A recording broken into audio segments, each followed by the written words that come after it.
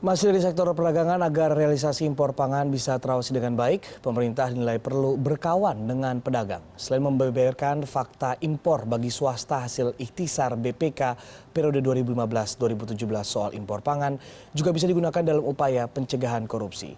Ekonom Universitas Indonesia Lana Sulistianingsih berpendapat impor pangan dibutuhkan untuk menstabilkan harga dan mencukupi kebutuhan pangan domestik.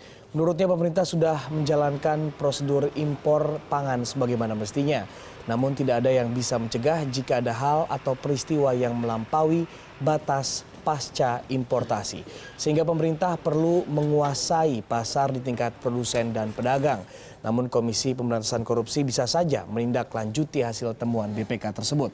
Sedangkan publik juga harus berhati-hati terhadap politisasi isu yang bisa berkembang pada tahun politik ini.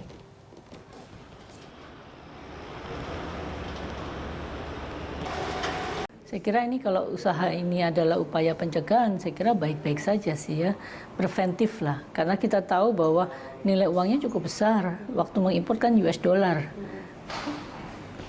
Ya tentu saja ini menarik gitu ya untuk menjadi sumber pendapatan. Ini upaya preventif lah, karena kalau kita tahu beberapa kasus sebelumnya, pernah tahu kasus sapi impor.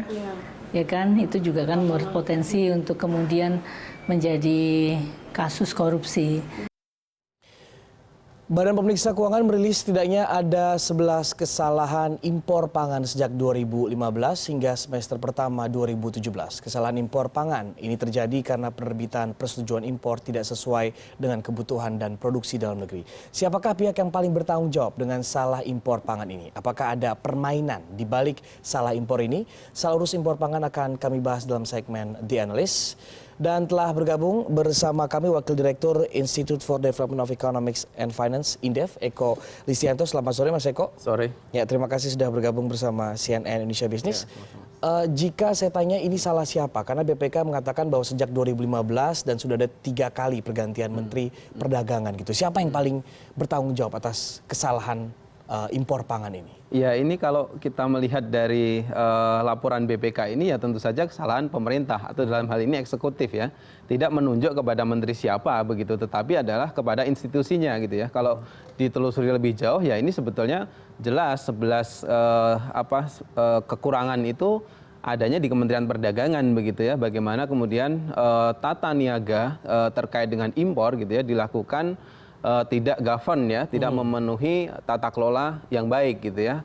Ada beberapa hal catatan di situ yang paling menonjol sebetulnya adalah kekurangan atau ketiadaan koordinasi begitu ya di antara instansi-instansi yang terkait gitu. Terus kemudian yang kedua adalah ketiadaan integrasi data begitu ya. Bagaimana kemudian kita melihat data-data di lapangan itu antar kementerian bisa berbeda dan itu implikasinya ternyata cukup besar ya, bahkan sampai kepada pelanggaran terhadap berbagai macam administrasi ya di dalam penyelenggaraan impor begitu ya. Nah, yang ketiga ya tentu saja berkaitan dengan stabilisasi harganya gitu ya. Pasti ini akan menimbulkan debatable gitu ya. Artinya gini, satu sisi mungkin Kementerian Perdagangan perlu secepat-cepatnya gitu ya untuk bisa menstabilkan harga begitu ya, sehingga kalau kemudian dalam negeri nggak mampu ya dipenuhi dari impor. Tapi persoalannya bagaimanapun impor itu dilakukan, seberapa besar dan kapan timingnya itu memang harus berkoordinasi dengan kementerian-kementerian lain begitu ya. Dan itu kemudian ada tadi di beberapa temuannya itu ternyata koordinasi belum dilakukan, rekomendasi dari kementerian lain belum ada, impornya sudah jalan gitu ya. Di sisi lain ada hal yang juga penting adalah dari rekomendasi BPK itu adalah memberi sanksi kepada importer-importer yang telat melaporkan realisasi impornya. Dan juga internal dari Kementerian Perdagangan juga dan, gitu iya, kan? dan juga internalnya. Ya, saya rasa memang ini kompleksitas persoalan, tapi yang paling bersalah di sini ya saya rasa pemerintah atau katakanlah Kementerian Perdagangan dalam hal ini gitu ya. Oke, Anda melihat ini hanya masalah administrasi saja atau sebenarnya ada yang lebih besar dari hal ini? Karena kan kalau kita lihat dari perencanaan harusnya sudah tahu dong pemerintah kapan waktu yang tepat, kemudian juga berapa banyak jumlah impor yang harus dilakukan oleh pemerintah pada saat mungkin musim paceklik, kebutuhan masyarakat sedang meningkat. Namun kan ini terlihat tidak punya rencana gitu loh untuk terkait dengan impor-impor pangan ini. Nah, kalau dilihat ya kalau dengan tingkat kesalahan yang cukup banyak begitu ya. 11 titik kesalahan itu saya rasa ya nggak cukup hanya dengan apakah ini semuanya administrasi, tentu saja tidak hanya itu gitu ya. Mungkin dalam hal integrasi data ya, ada Inatrade yang belum terintegrasi gitu ya. Semacam itu mungkin kaitannya dengan kesiapan. Ya.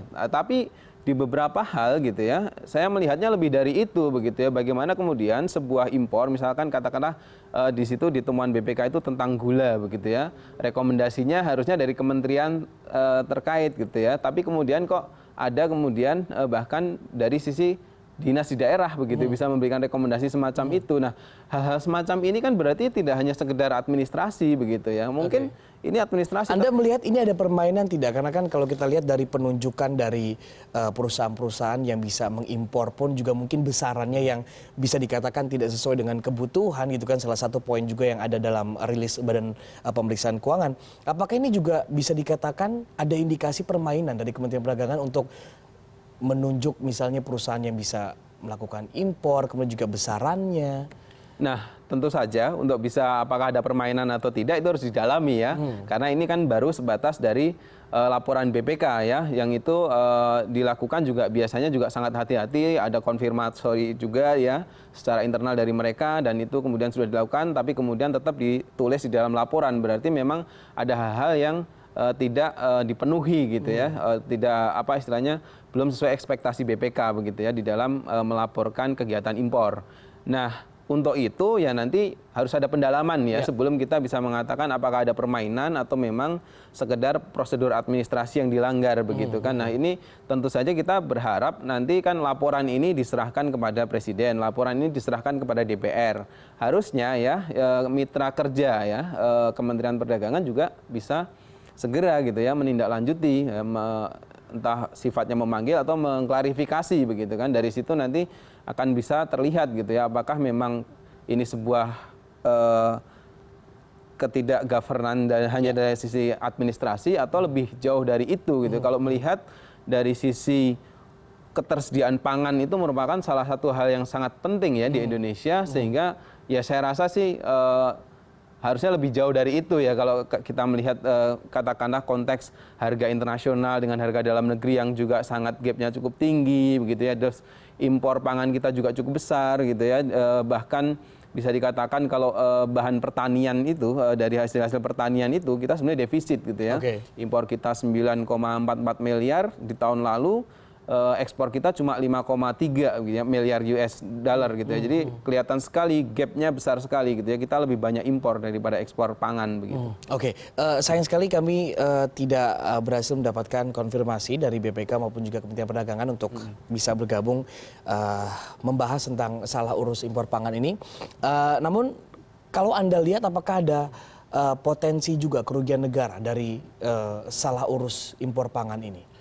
Kalau dari laporan BPK sebetulnya terindikasi gitu ya, katakanlah ada sekian triliun, 1 triliun lebih itu adalah merupakan bagian dari kerugian ya, kemungkinan potensi kerugian lah ya. Walaupun ini masih lebih jauh, harus ditelusuri lagi bagaimanapun ini kan laporan awal gitu ya, dan juga Kementerian Perdagangan dalam hal ini gitu ya, itu juga saya rasa belum banyak berkomentar ya tentang ini ya, kecuali hanya beberapa hal yang sifatnya adalah akan menindaklanjuti rekomendasi gitu ya. Pasti semua kementerian dan lembaga itu biasanya ya menindaklanjuti rekomendasi dari BPK, tapi sejauh mana gitu ya, itu kemudian ditindaklanjuti sehingga hal-hal semacam ini ke depannya tidak terjadi lagi begitu. Yang paling parahnya lagi adalah salah urus impor pangan ini terkait dengan komoditas-komoditas bisa dikatakan sembako gitu ya, bahan pokok yang memang masyarakat Indonesia butuhkan, seperti misalnya beras, gula, kemudian garam, ada juga daging sapi gitu loh, yang poin-poin yang dirilis oleh BPK bahwa ada salah impor pangan di sana. Nah, Anda melihat memang sejauh ini Kementerian Perdagangan dan juga mungkin kembali Kementerian Pertanian karena tidak ada sinkronisasi data sehingga akhirnya maladministrasi lah gitu bisa dikatakan ya dengan kasus BPK ini terus terjadi karena memang tidak ada sinkronisasi data dari keduanya atau seperti apa?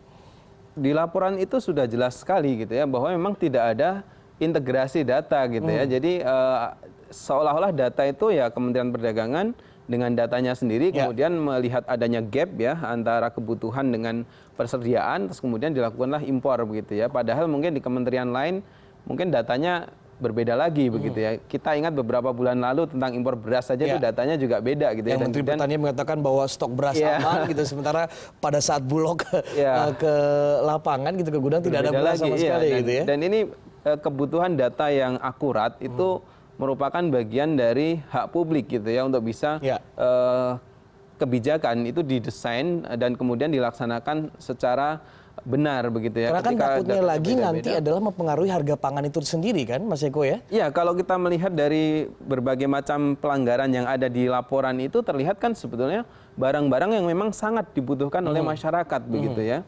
Dan ini ya pada akhirnya kan ada dua hal gitu ya. Kemungkinan satu hal bisa saja kalau misalkan ini kita berasumsi hanya maladministrasi, maka bisa saja Kemendak atau Kementerian Perdagangan itu cepat bereaksi gitu ya, cepat untuk segera mengimpor karena melihat situasi harganya sudah tidak stabil.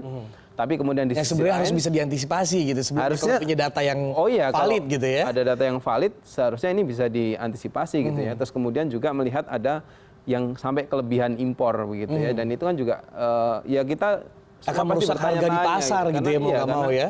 Kalau impornya berlebihan ya nanti harganya juga kemudian menjadi rendah sekali. Kalau rendah sekali petaninya yang kena begitu kan. Kalau itu jadi memang harus ada data yang benar-benar ini ya real begitu ya, yang benar-benar bisa diacu oleh semua kementerian terkait sehingga kalaupun terpaksa impor itu kan sebetulnya langkah terakhir ketika kemudian kita tidak bisa menyediakan pangan secara mencukupi terhadap warga negara, terhadap masyarakat begitu ya. Sehingga dalam hal impor ini pun juga sebetulnya harusnya gitu ya pemerintah itu juga menyediakan gitu ya atau katakanlah memberi grand design gitu ya bahwa suatu saat nanti entah tahun berapa gitu ya tapi harus ada roadmap ke arah kita itu tidak impor lagi gitu ya terutama untuk produk-produk yang strategik seperti kebutuhan pokok ya sembako dan lain-lain gitu ya. Oke, masih perlu didalami terkait dengan potensi kerugian negara, kemudian apakah ada permainan-permainan di sini.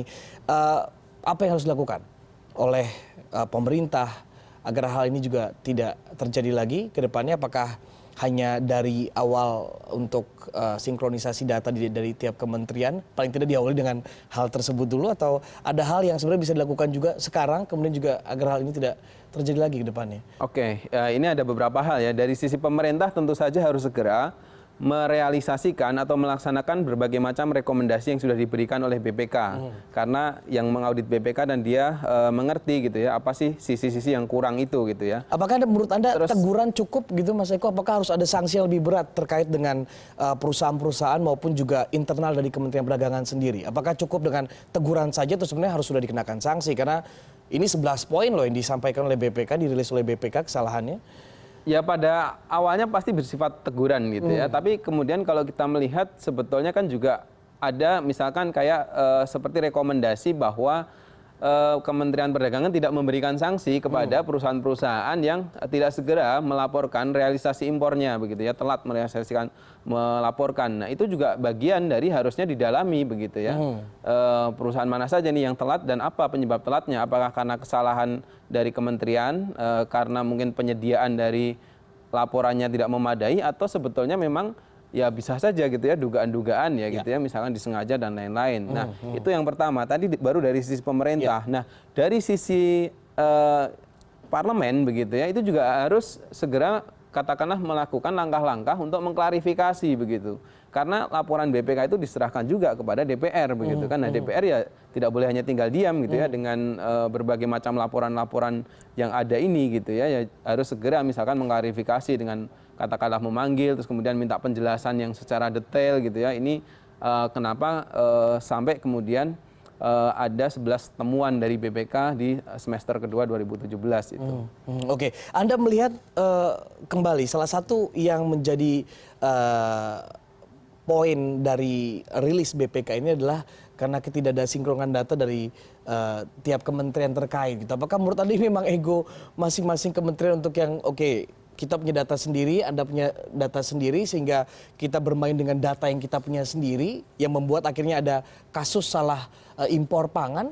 Seharusnya setiap kementerian kan harus membagi gitu kan semua data ini, sehingga kita punya data yang valid dan langkah selanjutnya apa gitu yang bisa kita lakukan gitu untuk masalah pangan ini? Oke, nah terkait data sebetulnya ya kalau di Indonesia ya semua harus berangkat yang kita punya badan statistik gitu ya, BPS gitu ya, yang sebetulnya bisa menyediakan data yang sama begitu ya untuk semuanya gitu kan. Nah, seharusnya ya memperkuat BPS-nya gitu ya dari sisi penyediaan data itu. Dan ini satu hal. menjadi data yang paling valid gitu ya, bukan di setiap kementerian gitu. Iya, menurut saya harus begitu ya. Jadi satu sumber gitu ada ya. satu sumber begitu. Nah, pertama satu sumber dulu ya, terus kemudian ya harus kita akui ego sektoral masing-masing kementerian masih ada begitu ya dengan ketidaksinkronan data, terus kemudian cara impor juga yang kemudian masih salah begitu ya dalam sisi prosedural ini gitu ya. Itu menunjukkan berbagai macam belum komprehensifnya data, belum akuratnya data begitu, sehingga kemudian setiap kementerian menerjemahkan sendiri-sendiri data yang mereka punya begitu ya, karena tidak satu sumber begitu. Nah, ini ujung-ujungnya sebetulnya ya kalau kemudian ada ketidakpastian dalam data gitu ya, ketidakpastian itu akan menciptakan sebuah profit bagi tertentu begitu ya. Nah, itu juga harus didalami gitu. Apakah sampai sejauh itu? Apakah ini sekedar administrasi ya? Tapi kalau menurut saya 11 temuan itu ada variannya. Ada yang memang administratif, tapi ada yang juga pelanggaran yang sifatnya harusnya ada rekomendasi Kemenko Perekonomian, tapi kemudian itu tidak ada, tetap aja jalan begitu ya. Dan itu gambaran betapa ini tidak hanya satu hal terkait integrasi data, tapi juga masalah koordinasi. Dan kalau seharusnya begitu ya, kalau kita berbicara tentang governance, ya kalau memang tidak ada rekomendasi dari kementerian terkait yang lain, ya kenapa harus dilakukan impor begitu kan? Pasti harus didalami dong, kenapa kemudian sampai nekat dilakukan impor begitu. Profit untuk pihak tertentu, potensi kerugian negara juga ada biasa di situ ya. Arahnya ke situ kalau kita melihat. Baik ya, terima kasih Mas Eko Listianto, Wakil Direktur Indef sudah bergabung bersama CNN Indonesia Business.